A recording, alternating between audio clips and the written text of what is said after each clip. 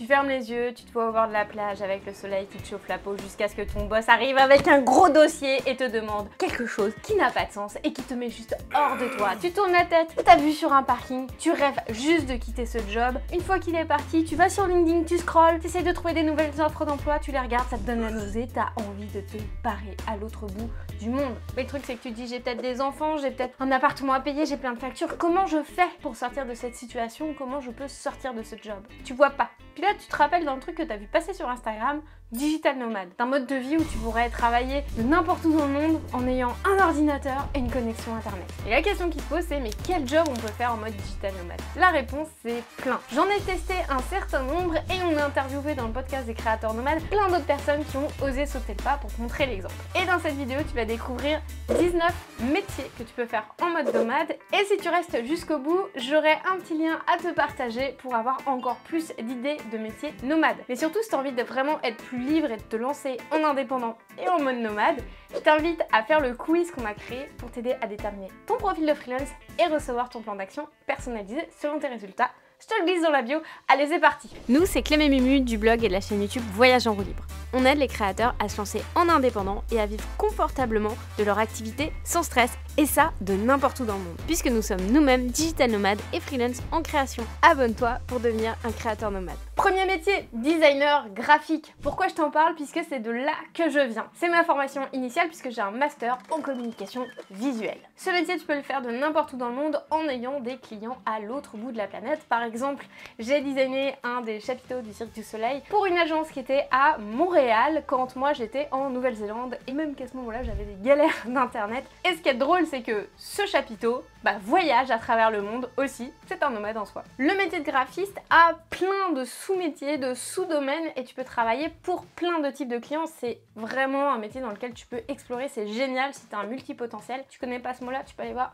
cette vidéo. De directeur ou directrice artistique. C'est mon métier aussi, si tu veux, c'est le cap au-dessus du designer graphique puisque tu prends en charge la direction visuelle, la direction artistique, ça porte son nom, de l'ensemble d'un projet, ça peut avoir une vision 360. Ce qui est chouette, c'est que tu as la casquette créativité et gestion. Donc ton implication va être plus large, il faut connaître plus de domaines, être capable d'être un petit peu touche à tout si on veut et avoir une très grosse culture graphique, visuelle et sémantique. Tu peux être amené à définir l'identité d'une marque, d'une grosse marque et son implication dans toutes les étapes du développement de la marque, à la création visuelle d'une campagne vidéo, d'un clip, l'identité d'une start-up, jusqu'à l'implémentation du design dans les plateformes web et les applications de cette marque, jusqu'au t-shirt. J'ai exercé aussi ce métier à distance et avec tous les outils en ligne qui existent aujourd'hui, tu peux travailler aussi en équipe avec tes clients sans être à côté d'eux. D'ailleurs, je t'invite à regarder l'interview avec un, deux, trois clans que je te glisse ici, qui sont directeurs artistiques et street artistes. 3 copywriters, qui est aussi connu sous le nom de concepteur-rédacteur en France. C'est un métier qui s'exerçait essentiellement en agence avant et il forme en général un duo avec un directeur artistique. Ton rôle quand tu es copywriter, c'est de faire de l'écriture persuasive pour aider un utilisateur à passer à l'action. Par exemple, pour le convaincre de s'inscrire à un site, de regarder une émission, d'acheter un produit, de faire un don. Dans ce métier-là, tu peux avoir plein de types de mandats. Écrire des newsletters, écrire des pages de vente, écrire des vidéos en motion design pour expliquer le fonctionnement d'un outil d'une nouvelle startup, écrire des publicités sur Facebook, trouver des noms de marques, des taglines, des slogans, des fiches produits pour des e-commerce. T'as de quoi faire. Ce qu'il y a d'intéressant dans le copywriting, c'est que ça mêle écriture, psychologie, empathie, storytelling. Et ça, clairement, tu peux le faire en short depuis Tulum au Mexique ou en chemise à carreaux au fin fond d'un bois au Canada. Et c'est une compétence qu'on a développée avec Mumu, qu'on a mis au service de nos clients avec les compétences qu'on avait déjà. Ce qui fait que quand tu mélanges direction artistique et copywriting à la direction de création. C'est le level supérieur. Tu deviens le boss de la création globale d'un message dans un projet, visuellement et textuellement. C'est peut-être moins accessible au départ, mais tu peux le voir comme une évolution professionnelle pour avoir plus de rémunération et t'éclater encore plus sur tes projets. 5. Monteur ou monteuse vidéo. Il faut savoir que c'est un métier que tu peux faire à distance aussi. Par exemple, Lisa qui est en train de monter cette vidéo est à Bali ou en Thaïlande ou au Japon. Bref, elle se balade en Asie pendant que nous on est au Canada, on est parti en Mongolie, en Suisse. On ne sait jamais rencontrés, pourtant on travaille très bien ensemble. Le job de Lisa, c'est de prendre tous nos rushs et nos ratés, et il y en a beaucoup dans cette vidéo, vidéos pour en faire des vidéos agréables à regarder pour toi et faire en sorte que l'algorithme les aime aussi. C'est un métier qui est en forte demande puisqu'il y a de plus en plus de créateurs de contenu. Et ils ne peuvent plus tout gérer tout seuls vu la professionnalisation sur les plateformes. Pour les entreprises, c'est la même chose, elles ont pris conscience qu'elles avaient besoin de développer de la vidéo puisque c'est ce qui fonctionne le mieux auprès des utilisateurs pour booster leur visibilité. Alors si t'es monteur vidéo, t'auras quelques ajustements à faire en mode digital nomade, c'est-à-dire trouver des hébergements avec des connexions internet qui déboîtent parce que tu auras des gros fichiers qui te seront transmis par tes clients et il faut que tu sois capable de leur retransmettre rapidement. 6. Vidéaste. Si tu veux aller plus loin dans la vidéo, tu pourrais passer derrière la caméra et devant la caméra pour produire des vidéos pour tes clients. Par exemple, Armand Leroux est monteur et cadreur vidéaste. Il est parti en Thaïlande pour créer un documentaire avec Ulysse Lubin ou encore il a suivi Charlie Heard sur toute sa tournée en France. Tu peux retrouver l'interview avec Armand et avec Ulysse sur cette chaîne YouTube. 7. Web designer. Un web designer va mêler les compétences en web et en design, logique. En tant que web designer, tu peux accompagner les clients à la création de leur site web. Pour avoir eu ce rôle de web designer dans plusieurs projets, je te recommande vraiment de développer tes compétences en développement web. Ça te permettra de mieux travailler avec les équipes de développement et de ne pas promettre des choses qui ne sont pas implémentables dans la réalité et dans le budget de ton client. Dans certains cas, le web designer peut aussi prendre en charge une partie du développement et de la mise en place des outils techniques du client. Et dans ce cas-là, tu peux devenir front-end designer. J'ai testé ce type de mission pendant notre tour du monde qui remonte à il y a maintenant plus de 10 ans, donc c'est totalement réalisable aujourd'hui et bien plus facile qu'à l'époque. Cependant, si jamais tu gères la maintenance et la partie technique du site web, il faut que tu prennes conscience que ton client aura peut-être des demandes urgentes, pressantes parce que son site a rencontré une attaque de son WordPress ou il y a une faille de sécurité, peu importe, il pourra avoir à faire appel à toi rapidement. Donc si jamais tu veux te lancer là-dedans, assure-toi d'avoir quelqu'un en backup ou d'accepter ce type de mission avec le montant qui va en face. 8. Artiste 3D. Jonathan de Tiny House Livingstone, qu'on avait interviewé sur notre chaîne YouTube, faisait ce métier dans ce tiny house à travers le monde. Il travaillait pour des projets publicitaires à distance. Alors évidemment, tu pourras pas forcément avoir des grosses tours d'ordinateur pour faire tous tes rendus avec toi, mais il existe des solutions aujourd'hui. Par exemple, les fermes de rendu où tu envoies ça sur des ordinateurs faits spécialement pour ça et tu n'as pas à gérer l'énergie de production ni à gérer le flux dans ta machine directement. Pendant plusieurs années, j'ai travaillé aussi directement sur mon Mac pour des personnages en 3D et l'avènement des Mac M1, M2, M3 ont changé la donne pour les rendus, d'autant plus que Redshift ou Octane sont maintenant compatibles avec les Mac, alléluia, et même sur iPad. Il existe aussi un autre système qui te permet d'avoir des ordinateurs à distance sur lequel tu vas avoir tout ton environnement de travail. Tu vas avoir une super machine tant que tu es connecté à internet. Il y a une marque qui s'appelle Shadow PC, je te ferai bientôt une vidéo sur le sujet, dis-moi si ça t'intéresse. 9. Caractère designer. Caractère designer, c'est une spécialisation de l'illustration et ça pourrait même être une spécialisation dans le domaine 3D. Quand tu croises les deux, ça peut donner ce métier. Tu peux créer des personnages dans le cadre de jeux vidéo pour des marques, créer des mascottes pour des projets éducatifs et dans des domaines totalement insoupçonnés. Franchement, les applications ne manquent pas. Par exemple, j'ai réalisé des personnages dans le cadre d'une institution scientifique en France ou encore pour une start-up. Mais aussi pour nous, dans le cadre des petits aventuriers. 10. Photographe. Souvent, on s'imagine que si on veut voyager et qu'on aime la photo, il faudrait être photographe de voyage. Mais c'est pas une obligation. C'est une possibilité, mais pas une obligation. Il y a un exemple que j'adore donner, c'est celui d'Enzo Lucia. Il est allé totalement à contre-courant puisqu'il a créé son studio mobile de photos avec des techniques à l'ancienne. En fait, il part à la rencontre de ses clients. Tu peux aussi voir ça avec une activité saisonnière de photographe de mariage, par exemple, et voyager les 6 autres mois de l'année partout dans le monde pour créer des projets perso, des projets clés. Ou alors tu peux être appelé pour réaliser des shootings photos un peu partout dans le monde parce qu'on t'aura choisi pour ton concept unique, ta patte, ta différenciation, mais pas forcément pour faire des photos de voyage. L'idée, c'est de te créer un métier de digital nomade sur mesure. 11. Illustrateur. Tu rêves de devenir illustrateur ou illustratrice tout en ayant du sens dans ton travail?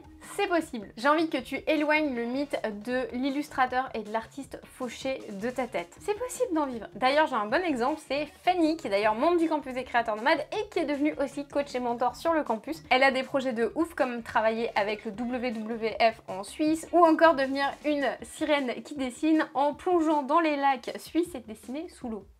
Et être payé pour ça. Alors il y a quelques années, être illustrateur en mode backpack, ça pouvait être un petit peu compliqué parce que tu devais traîner tes carnets, tes aquarelles, tout ton kit de dessin et te casser le dos avant 25 ans. Mais aujourd'hui avec un iPad Pro, tu peux avoir un studio de création dans ton sac. Et pourtant, je suis une énorme adepte des carnets. Je pense que j'en ai 2 cartons complets. Mais depuis l'avènement de Procreate et de l'Apple Pencil, je me sens plus limitée. Et c'est vraiment le compromis parfait pour dessiner sur les routes. Et si tu deviens digital nomade en van, rien ne t'empêche de te créer ton micro-atelier. J'ai bien hâte d'être dans le bus pour créer le mien. 12. Formateur ou formatrice en ligne. La toute première formation que j'ai donnée en présentiel, c'était en 2010. C'est aussi cette année-là que j'ai acheté ma toute première formation en ligne. Parce que oui, ça existe depuis très longtemps. Ça m'était resté en tête de pouvoir aider dans la durée sans avoir besoin que je sois présente à telle heure, tel jour pour des personnes qui pourraient peut-être pas venir à des ateliers parce que ça crée beaucoup de friction de faire du présentiel. Et cette petite idée a germé dans ma tête pendant plusieurs années jusqu'à ce qu'avec Mumu, on se décide à lancer notre programme d'accompagnement, le campus des créateurs nomades. Comme ça, on peut aider des membres qui veulent se lancer partout dans le monde à développer leur activité en indépendant, booster leur visibilité et créer des projets qui les font kiffer au quotidien. Et pour la petite histoire, on a lancé la toute première cohorte du campus des créateurs nomades quand on était en co-living en mode digital nomade à Bansko en Bulgarie, qui est un spot parfait si tu te lances. Et finalement, les membres du campus des créateurs nomades sont répartis partout dans le monde, en France, au Québec, au Maroc, en Norvège, en Thaïlande, en Australie. C'est génial de se dire que je peux aider sans limite. 13. UX designer. UX, ça signifie expérience utilisateur. Ton objectif est de faciliter l'expérience de l'utilisateur à chaque étape. Tu le guides pour éviter qu'il pète un plomb parce qu'il comprend pas comment l'interface fonctionne. Ou alors qu'il abandonne sa commande. Si tu t'intéresses au graphisme, au web, au copywriting et que tu es du genre organisé, l'UX c'est fait pour toi. Alors attention, l'UX design est différent de l'UI design. Même si souvent ça peut marcher en duo, c'est pas tout à fait la même chose. L'UI veut dire interface utilisateur, donc plus sur l'aspect visuel. Cependant, l'UX et l'UI finissent par s'entremêler à un moment donné. Donc tu peux parfois être UX et UI designer. Dans ce cas-là, ça fait un petit peu de toi le spécialiste de la signalétique du web. D'ailleurs, c'est le cas de Nicolas Dumont qu'on a interviewé sur cette chaîne YouTube et qui est aussi membre du campus des créateurs nomades et qui t'explique comment il s'est lancé en indépendant pour créer une activité dans ce domaine-là alors qu'il venait du monde du BTP. Ouais, et il signe pour 7 000 € par mois en freelance la première année. Pas mal. Il t'explique dans cette vidéo tout son parcours. 14. Motion designer. Le motion design, c'est le graphisme en mouvement. Si tu tripes sur After Effects à faire des effets, etc. en vidéo, c'est fait pour toi. Les missions motion design peuvent être super variées. Tu peux créer de l'animation de logo, de vidéos promotionnelles, de vidéos éducatives, des vidéoclips, de l'animation de générique, de l'animation de data. Tu peux faire énormément de choses dans ce domaine-là. Avec l'essor de la vidéo et de la technologie aujourd'hui, ce métier honnêtement a de beaux jours devant lui. D'ailleurs, on avait fait une interview avec Clara Petito que tu peux retrouver aussi sur cette chaîne YouTube et sur ce podcast qui te parle de son métier et qui est aussi membre du campus des créateurs nomades. J'ai aussi fait des missions de motion design à distance, testé et approuvé. 15. Rédacteur. C'est un métier qui est 100% compatible avec le mode de digital nomade. D'ailleurs, c'est le métier qui a choisi Manon pour être semi-nomade. Un rédacteur peut écrire des articles, des fiches produits, des newsletters, tout ce qui s'écrit sur le web de manière générale. C'est un petit peu différent du copywriting dans le sens où il n'y a pas une recherche d'écriture par la persuasion. Mais si tu cumules rédaction web et copywriting, c'est gagnant pour toi. C'est un métier qui a l'avantage d'avoir une forme de récurrence et donc de t'assurer des revenus régulier puisque un client qui va te demander de l'écriture d'articles ou de fiches produits pour son site web, son blog, son e-commerce aura envie d'en publier tous les mois pour garder son site à flot et être vu par exemple par Google et donc attirer un maximum de trafic. Alors attention au piège que je vois souvent en rédaction web, ne saisis pas toutes les opportunités et ne travaille pas sur des sujets qui ne t'intéressent pas, sinon tu vas faire une overdose de ton métier et tu ne voudras plus jamais toucher un clavier. Le premier texte qu'on m'a demandé, c'était sur la rééducation du périnée et c'était... 16. Assistant opérationnel, assistant virtuel, tu deviens un petit peu le bras droit d'un entrepreneur dont l'entreprise s'est bien développée mais qui commence à être surmenée. Tu seras peut-être en charge de son service client, de répondre à la pile d'emails qui s'entassent dans sa boîte mail parce qu'il n'arrive pas à les traiter dans les temps, à la gestion de la facturation, des commandes, de la création de processus, l'intégration de contenu sur son site web, à de la publication sur les réseaux sociaux, ça peut prendre autant de formes qu'il y a d'entreprises et d'entrepreneurs dans ce monde. Grosso modo, t'es une pieuvre qui facilite l'expérience de ses clients et qui soulage l'entrepreneur. D'ailleurs, Manon est devenue notre assistante opérationnelle. Ce qui nous amène à parler des slashers, tu peux avoir plusieurs types de métiers en même temps. Expert no-code et automatisation. Dans une entreprise, il y a plein de choses qui se passent qu'on fait à la main au quotidien mais qui pourraient être automatisées. Par exemple, un nouveau client arrive, il faut créer un dossier avec les informations pour ton client, etc. qui se retrouve, envoyer un email, tatati tatata, plein de choses que tu pourrais réaliser à la main. Mais le faire à chaque fois, ça te fait perdre des minutes et des minutes chaque jour. Le boulot de l'expert no-code, c'est de faire en sorte d'utiliser les outils que son client a, éventuellement de les connecter ensemble ou de créer un outil qui va faire en sorte que si le client appuie sur un bouton, ça se met en place et il n'y a pas de friction. C'est un métier que mon frère exerce en freelance et il y a énormément de demandes puisqu'il y a de plus en plus d'entreprises intéressées par ces systèmes d'automatisation. 18. Community Manager. Alors, avec la montée des réseaux sociaux, c'est un métier qui est relativement neuf puisqu'il a une décennie à peu près, mais il joue un rôle prépondérant maintenant dans les entreprises puisque toute entreprise a des réseaux sociaux et les fondateurs ne peuvent pas toujours être sur Instagram, YouTube, TikTok pour gérer tous les messages, tout le flux entrant, préparer les posts, etc. Et ça va dans les mains du community manager qui va faire en sorte que la marque existe sur les réseaux sociaux et qu'elle puisse créer la conversation avec leurs clients, mais aussi avec leurs adhérents si on parle d'association, ou avec leur communauté si on parle de créateurs de contenu. Si le sujet t'intéresse, on a une interview pour toi avec Amandine sur le podcast des créateurs nomades et sur cette chaîne YouTube pour te parler plus en détail de ce métier. 19. Architecte d'intérieur. Ouais, tu peux être architecte d'intérieur et nomade. Ton rôle, c'est d'imaginer et d'aménager des espaces pour tes clients ou des firmes d'architecture. Si tu es en mode digital nomade, tu seras sûrement dans la catégorie des designers conceptuels. Tu auras peut-être moins l'occasion de faire le suivi sur les chantiers ou dans ce cas-là, tu peux aussi t'associer avec des partenaires qui sont sur place. Par exemple, quand j'ai bossé dans des agences de design, on travaillait pour des projets qui pouvaient avoir lieu à Las Vegas ou encore à Dubaï, alors que nous, on était à Montréal. Créateur de GIF ou GIF. Ouais, celui-là, tu t'y attendais peut-être pas, mais dans les métiers de la créativité, tu peux aller très loin dans les spécialisations. Et celui-là, il est assez étonnant, mais oui, tu peux être payé plusieurs milliers d'euros pour créer des packs de GIF pour des entreprises comme Cronenbourg et plein d'autres, puisque tu verras dans la section GIF que si tu mets des noms de marques, en fait, ils ont déjà leur propre catalogue disponible. Et oui, il y a des designers qui sont spécialisés dans ça. Donc c'est un sous-métier de graphiste et de motion designer. Comme quoi tu peux vraiment aller loin et inventer le métier qui te correspond vraiment. Minia Maker. T'as peut-être encore jamais entendu ce mot et c'est normal si t'es pas créateur de vidéos sur YouTube. Ce métier consiste à créer des vignettes pour des youtubeurs, comme nous par exemple. Parce que le youtubeur n'a pas forcément le temps de créer autant de vignettes qu'il le souhaiterait et ça mélange plusieurs compétences, notamment le graphisme, bien comprendre les rouages de YouTube et de la psychologie humaine et le copywriting. Auteur. Aujourd'hui, tu peux créer des livres depuis ton ordinateur et les mettre en vente depuis ce même ordinateur. D'ailleurs, c'est ce qu'on a fait avec Mumu puisqu'on a auto-publié notre premier carnet de voyage pour enfants et on est en train de créer toute une collection de livres pour les enfants dans le cadre du projet Les Petits Aventuriers. Tu peux utiliser des campagnes de crowdfunding pour financer la production des livres, mais tu peux également utiliser des plateformes comme Amazon KDP qui te permet de publier ton livre en quelques clics. Je t'explique comment on a fait dans la vidéo que je te mettrai dans le lien en description. Comme tu as pu le voir avec Mumu, on a croisé plein de métiers pour se créer une activité sur mesure et créer une galaxie de projets qui nous éclatent au quotidien. Aujourd'hui, on peut littéralement travailler de n'importe où dans le monde. Aujourd'hui, on est au Canada, dans quelques mois, on sera en Suisse, en France. Mumu était en Mongolie il y a quelques semaines et on sera bientôt sur les routes avec notre bus Elva. Toi aussi, tu peux te créer une activité qui te ressemble et qui réponde à tes aspirations. D'ailleurs, on a créé le bootcamp des créateurs nomades pour t'aider à te lancer en indépendant sans prendre de risques financiers en 10 jours. Retrouve les dates et inscris-toi